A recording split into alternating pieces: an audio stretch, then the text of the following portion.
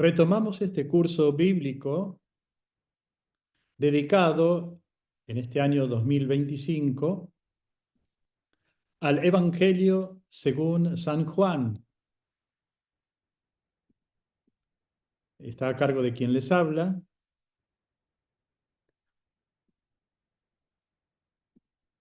En mi presentación, con la debida adaptación, seguiré la estructura y el contenido del curso del reconocido biblista y teólogo italiano Don Claudio Doglio en Bible Claret, el Evangelio según San Juan.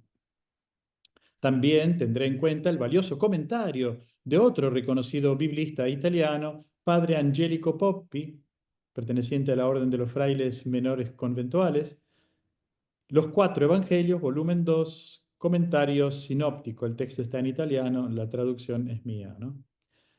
Padua es la 9ª edición, por eso el número 9 ahí en chiquito, y del año 2006. Parte 5. La mujer samaritana. Esto lo encontramos en el Evangelio según San Juan, capítulo 4, versículos 5 al 42.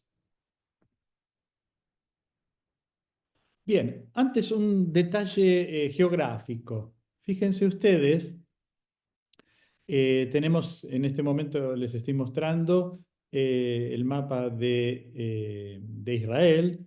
Ahí se ve al norte el Líbano, Israel, Cisjordania. ¿Ven donde dice río Jordán? Bueno, eso me interesa que ustedes vean cómo se divide, cómo el río Jordán, que nace en el Líbano,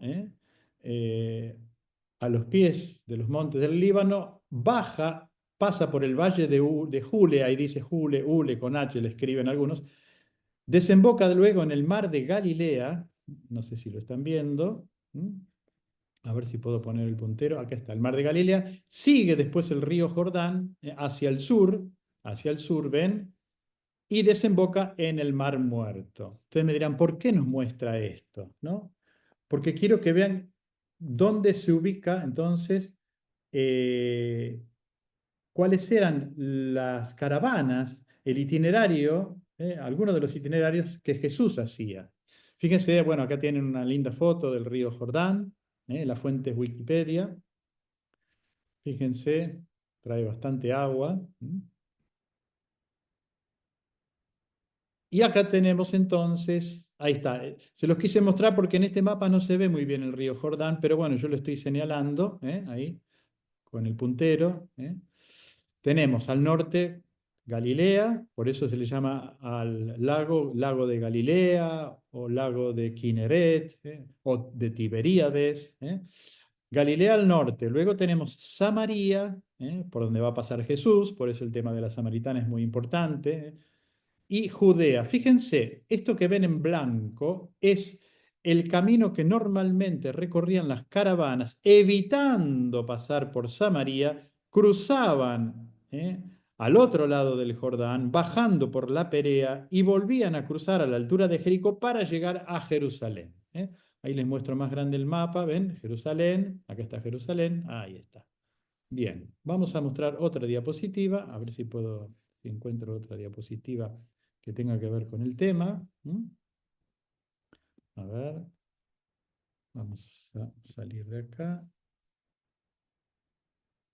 Ahí está. Esto lo saqué, este mapa con todos los colores, del Accordance Bible Software, que es el texto donde yo tengo los textos en griego, y si es del Antiguo Testamento en hebreo. Bueno, y acá tenemos el mapa, las rutas, justamente lo que yo quería marcarles. Ven, la ruta que acabamos de mostrar, cruzando hacia la Decápolis, Perea, bajando por Jericó, entrando de nuevo hasta llegar a Jerusalén. Y el otro camino que Jesús hacía, bueno, Jesús, los apóstoles, la gente que iba del norte hacia el sur, este otro que pasa por Samaria, hay Sicar, ahí está Sicar, Jerusalén. El texto que a nosotros nos ocupa, capítulo 4 de Juan, es Jesús que está volviendo a Galilea, está en Judea, acá está Judea, está en Jerusalén, entonces está volviéndose al revés, la flechita ahora la ponemos al revés, hacia arriba, pasa por Sicar, ahí está, Sicar, Sicar. O sea que Jesús, eh, o Juan, digamos, el Evangelio de Juan, nos está diciendo que Jesús, en vez de recorrer este camino del otro lado del Jordán, lo hace a través de Samaria. Esto es lo que quería mostrarles, que me parece muy, pero muy importante que ustedes tengan en la mente. Entonces tenemos al norte Galilea, al centro Samaria y al sur Judea. Entonces Jesús va de Judea a Galilea y tenía que pasar por Samaria, dice el Evangelio.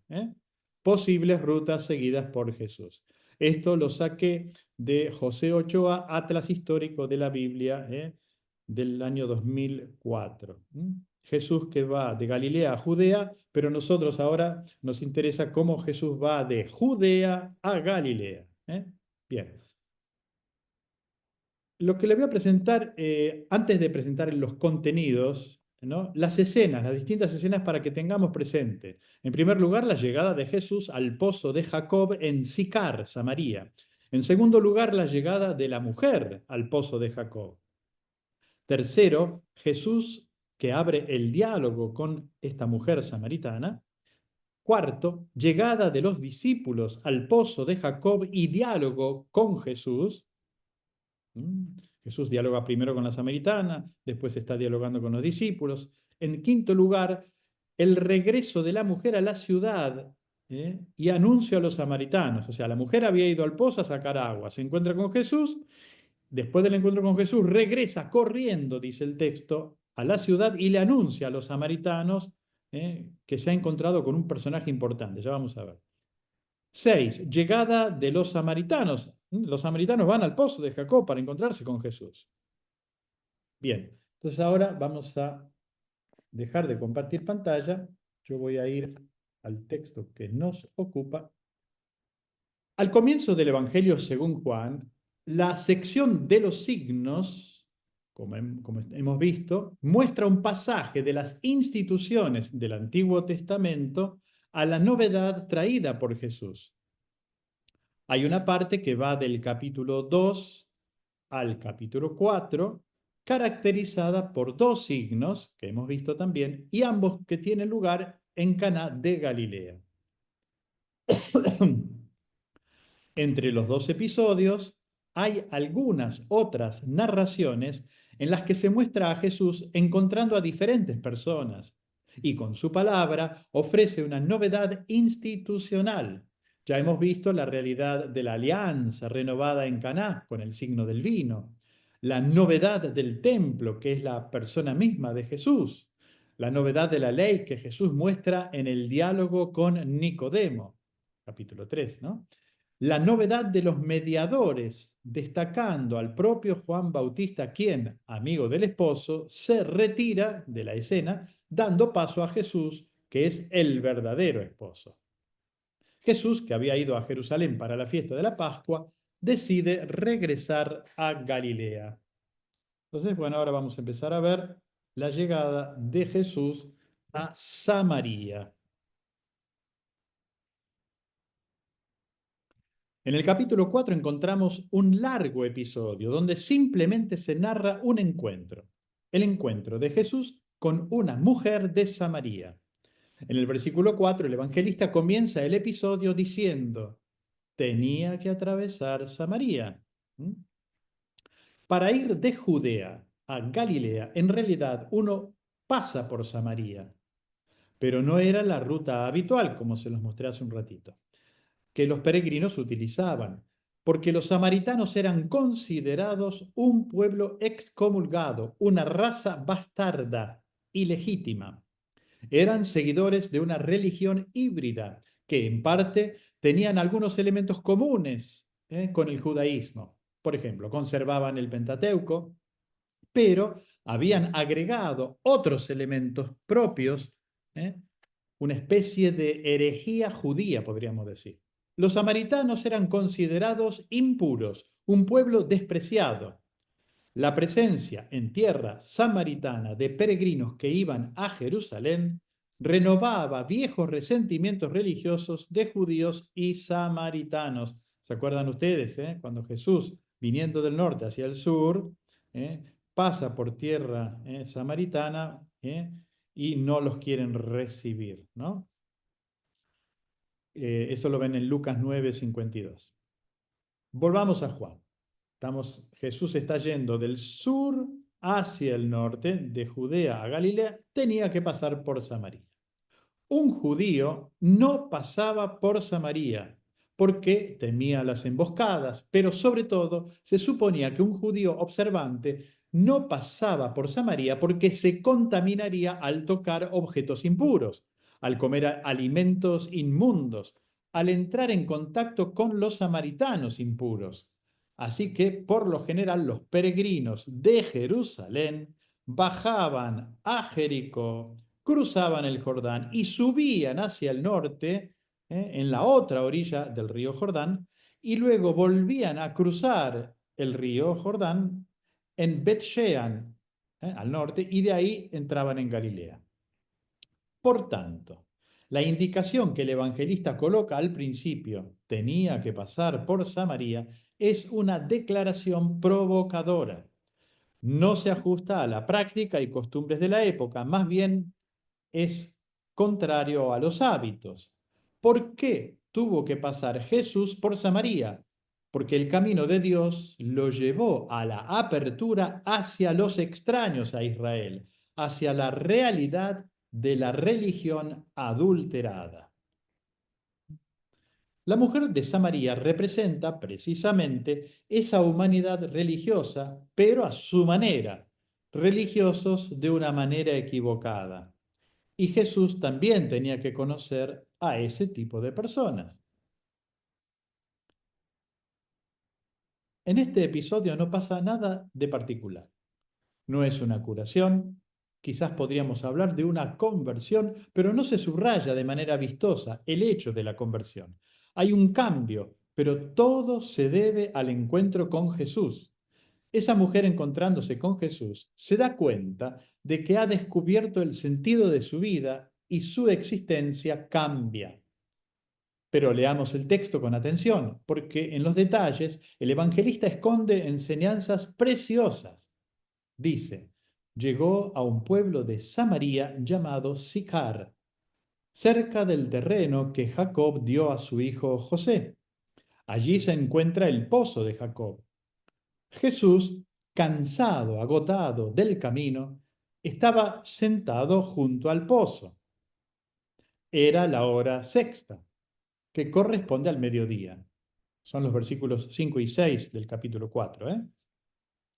Es importante notar la referencia al número 6, un número particular que a Juan le gusta mucho como indicación de imperfección. El 6 es el número de la humanidad, es el número de lo incompleto que tiende a la plenitud del 7. El pozo es un lugar simbólico importante. En la tradición del Antiguo Testamento, el encuentro de los enamorados tenía lugar alrededor de los pozos. Los matrimonios se combinaban fácilmente junto a los pozos porque las mujeres jóvenes iban allí a sacar agua. Era una de las raras ocasiones en las que uno podía encontrarse con las muchachas a solas. Por lo general, o en la mañana temprano o al atardecer, es decir, en los momentos de menor calor del día, cuando las mujeres, para las tareas del hogar, iban a sacar agua del pozo. Jesús está agotado, cansado del viaje y se sienta junto al pozo. Es la hora sexta, el mediodía, la más calurosa del día, y se supone que no debería haber nadie. Sus discípulos han ido al pueblo a comprar provisiones para el almuerzo. Inesperadamente, una mujer viene a sacar agua. Está sola en una hora inconveniente. El evangelista no dice nada al respecto, pero deja entender a los oyentes que esa mujer que va al pozo en un momento inusual tenía la intención de no ver a nadie, no quería encontrarse con la gente de su pueblo. Evidentemente tenía algo que ocultar o no compartir con los demás. La mujer de Samaria viene con una ánfora para sacar agua, pero no puede porque Jesús está sentado junto al pozo. El texto griego dice sobre el pozo, se puede entender esa preposición. El pozo es un gran agujero que se adentra en la tierra y permite sacar agua de las profundidades de la tierra. Es un símbolo de la vida primordial, que emerge de las profundidades. Es un símbolo materno de nacimiento, de profundización, de interioridad. El pozo de Jacob era, en el lenguaje contemporáneo del judaísmo, en tiempos de Juan, imagen de la ley, la fuente de vida, es decir, esa profundidad de la enseñanza divina que hace emerger y que hace vivir. Jesús, sentado junto al pozo, encima del pozo, toma el lugar de la ley. Y esa mujer, para sacar agua, debe pasar a través de Jesús. Es él quien toma la iniciativa, diciendo simplemente a la mujer, dame de beber. Ella reacciona bruscamente, de alguna manera se siente ofendida. Reconoció por el acento que es judío. Ella vio que es un hombre y luego reacciona de manera hostil diciendo, eres hombre y judío, me desprecias como mujer, me desprecias como samaritana, ahora que lo necesitas me pides agua. Lo extraño del hecho es que un judío que se siente superior desde un punto de vista religioso pida de beber de una ánfora, de un cántaro, a una mujer samaritana. No es normal. Es un personaje extraño el que hace tal solicitud. La mujer reacciona con asombro e incluso con una reprimenda. Jesús, sin embargo, eleva el nivel de la conversación. Es él quien pidió de beber, pero de inmediato se revela como el que puede dar de beber a la mujer. Le dice, si conocieras el don de Dios y quién es el que te pide de beber, tú misma habrías pedido a él y él te habría dado agua viva. Versículo 10. Jesús reacciona de manera educada, pero teológica. Comienza diciendo a la mujer, usted no sabe quién soy yo. Si lo supieras, me habrías pedido agua, porque yo tengo un agua que hace vivir para siempre. La mujer reacciona casi tomándole el pelo, burlándose de él. Pero ¿quién te crees que eres? ¿Eres acaso más importante que nuestro padre Jacob, que nos dio de este pozo, que nos dio este pozo, del cual bebían él, sus hijos y sus rebaños durante siglos? Cuenta la leyenda que cuando Jacob cavó ese pozo, el agua subió al nivel de la tierra y se desbordó por mucho tiempo, de tal manera que los rebaños podían beber pacíficamente de esa agua. Jesús es más grande, ¿eh? No tiene nada para sacar agua, no tiene una ánfora, no tiene un vaso. ¿Cómo puedes sacar esa agua? Jesús responde aceptando el desafío y elevando el nivel del discurso y le dice, el que bebe de esta agua volverá a tener sed. En cambio, quien beba del agua que yo le daré no tendrá sed jamás. Un agua que realmente apaga la sed, es decir, que satisface el deseo profundo de toda persona. Juan 4:14 es una alusión al libro de los Proverbios, que dice, un agua profunda es la palabra en el corazón del hombre, un río que brota, una fuente de vida. Un agua, algo que se convierte dentro del ser humano en una fuente de vida, ¿no? En un manantial. Es el don de Dios. Pero ¿de qué don está hablando Juan? Es el don del Espíritu Santo. El Espíritu es el don de Dios. Si esa mujer lo supiera, se lo pediría, porque el Espíritu es esa agua viva, esa agua que Jesús le dará. Por ahora es una promesa, es el agua que apaga la sed. Si la acción del Espíritu Santo en nosotros, sin la acción, perdón, del Espíritu Santo en nosotros, no podríamos entender la palabra de Jesús. Es importante leerla, pero también es importante pedir al Señor que nos mande su Espíritu para poder comprenderla, además de estudiarla, que también es importante, que es lo que estamos haciendo nosotros. La mujer no comprende el discurso teológico de Jesús. Ella se queda a nivel superficial. pensando materialmente en el agua. Intuyó que este extraño personaje podría tener algunos poderes. Si realmente tiene un agua que calme definitiva la fe, sería una ganancia. No tendría que volver todos los días a sacar el agua. Ella le dice a Jesús, Señor, dame de esa agua. Jesús trae a colación un discurso muy extraño. Le dice, vete, llama a tu marido y vuelve acá. Versículo 16. La mujer se siente descubierta. Había comenzado la conversación con un extraño hablando sobre el agua. Ahora es interpelada sobre su vida íntima, su vida personal. Debe admitir que no tiene marido. Y Jesús sigue con serenidad revelándole su propia vida, la vida de la mujer, ¿no es cierto? O más bien mostrándole, y esto es muy importante, mostrándole que la conoce. Y la conoce en sus errores. Tienes razón al decir que no tienes marido, porque has tenido 5 maridos, y el que tienes ahora no es tu marido. Son 6 entonces. Nuevamente regresa el simbolismo del 6. Esa mujer de Samaria es ciertamente una mujer que ha tenido, podríamos decir, una historia afectiva y matrimonial inestable, tormentosa, pero es sobre todo una figura del pueblo samaritano y como tal representa a la humanidad religiosamente equivocada, ¿m? Con una multiplicidad de ídolos, de divinidades. La figura del marido evoca a Dios como el esposo del pueblo. Volvemos a encontrar el símbolo nupcial, matrimonial, esponsalicio, que aparece a lo largo de toda la Sagrada Escritura, pero aquí vuelve a aparecer en el Evangelio de Juan. El 6 tiende al 7. Jesús representa el séptimo y definitivo esposo, como la plenitud del encuentro conyugal, como el verdadero esposo que junto al pozo concertó un matrimonio. Aquí se perfila una nueva relación conyugal de Cristo con la humanidad.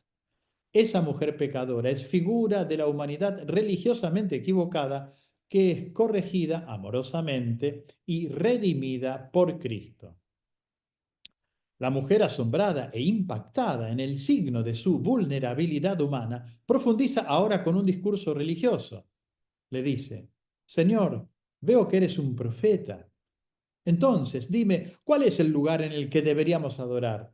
Nuestros padres adoraron en este monte, se está refiriendo al monte Garitzim, que está ellos están a los pies de este monte, ahí en la localidad de Sicar.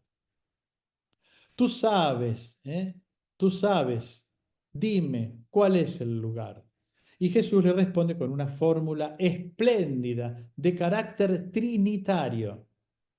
El Padre debe ser adorado en espíritu y en verdad. El Padre, el Espíritu, se refiere al Espíritu Santo, y cuando dice en verdad, se refiere a Jesús. Jesús es la verdad en cuanto revelador del Padre, enviado del Padre. Por eso se dice una fórmula espléndida de carácter trinitario. Detrás de esta expresión del versículo 24 están las 3 personas de la divina, de la Santísima Trinidad. El Padre debe ser adorado en espíritu y en verdad. Muchas veces esta frase se explica incorrectamente. El espíritu no es lo opuesto a la materia y por tanto no se hace referencia a un culto sin concreción ritual, simplemente vinculado a la conciencia del individuo. De la misma manera, verdad no significa sin hipocresía, de manera inconsistente. El espíritu es el Espíritu Santo y la verdad es Jesús en persona. En el lenguaje joánico, verdad corresponde a la revelación. Jesús es la verdad porque es el revelador del Padre. Por lo tanto, el Padre quiere y debe ser adorado en el Espíritu dado por Jesús, que es la verdad. El Padre busca tales adoradores. Y la mujer ha puesto ya el tema sobre la mesa. En el centro de este episodio de la Samaritana se encuentra el lugar del culto, donde se puede adorar a Dios. Jesús dice, ni en el monte, en este monte, ni en el templo, sino en el Espíritu Santo dado por mí que soy la revelación del Padre. Es la superación de un culto ligado a la naturaleza, a la montaña, ¿eh? O un culto ligado a la estructura religiosa, el templo. El culto cristiano se lleva a cabo en el Espíritu Santo, que es un don de Jesucristo, que nos hace hijos e hijas y nos pone en comunión con Dios su Padre. Esta es la novedad que trae Cristo a la mujer religiosamente equivocada. Y entonces ella, abandonando el cántaro, corre a la ciudad para llamar a la gente. Un detalle importante, deja ese recipiente con el que había ido a sacar agua. Como vemos, no pasó nada. Ella no cargó el agua ¿eh? dentro del cántaro, no dio de beber a Jesús y tampoco recibió materialmente de parte de Jesús el agua. Solo hablaron entre ellos, pero en ella se produjo un cambio. Esa mujer que fue a sacar agua cuando no había nadie, dando vueltas por el lugar para no encontrarse justamente con nadie, ahora va a llamar a los aldeanos y los convoca para que vayan a ver a Jesús. Ella dice, encontré a un hombre que me contó todo lo que he hecho. Muy probablemente la gente de la aldea sabía lo que ella había hecho. Podrían habérselo dicho a ella también. Ella evitaba encontrarse con ellos precisamente para no ser reprochada ni insultada por lo que había hecho. La mujer samaritana encuentra a Jesús y en Jesús a una persona que aún conociendo sus errores le ofrece una nueva posibilidad. Y ella se convierte en evangelizadora. Su vida cambia a partir del encuentro con Jesús y convoca a los aldeanos para que también ellos encuentren a Jesús. Y los samaritanos entonces se apresuran para ir a ver a Jesús. Mientras tanto han llegado sus discípulos y comienza la otra parte del encuentro. Los discípulos habían comprado algo de comer y le dicen a Jesús que coma. Y Jesús comienza un extraño discurso. Yo tengo para comer un alimento que ustedes no conocen. Versículo 32. Los discípulos razonan superficialmente, igual que la mujer samaritana. Ellos imaginan que alguien debe haberle traído algo para comer. Jesús eleva el nivel de su discurso a partir de elementos materiales. Se trata siempre de símbolos con los que Jesús quiere mostrar una realidad más alta, más teológica. Mi alimento es hacer la voluntad del que me envió. Levanten los ojos y observen los campos que ya están madurando para la cosecha. Está mostrando con sus manos los campos y al mismo tiempo debemos imaginar que los samaritanos que se están acercando a Jesús son esa cosecha madura. En este punto precisa, yo he trabajado y ustedes tienen que hacerse cargo de mi trabajo. Yo me he fatigado y sembré para que ustedes, mis discípulos, recojan lo que yo trabajé, lo que yo sembré. Recordemos que al principio Jesús se había presentado cansado y fatigado por el camino y estaba sentado junto al pozo. Esa actitud de cansancio de Jesús que le lleva a sentarse es imagen de su pasión. Jesús volverá a sentarse en el pretorio de Pilatos a la hora sexta, cuando será presentado de manera despectiva como el rey de los judíos. La fatiga de Jesús es su vida y su obra misionera, y es su pasión y su muerte. Esa es la fatiga que da a luz las espigas maduras que los discípulos a su tiempo deberán recoger. Los Hechos de los Apóstoles cuentan que primero Felipe, uno de los 7, luego Pedro y Juan bajaron a Samaria y muchos samaritanos recibieron el Evangelio. ¿Cuándo pasó Jesús por Samaria? cuando los discípulos, Felipe, Pedro y Juan, evangelizaron ese territorio.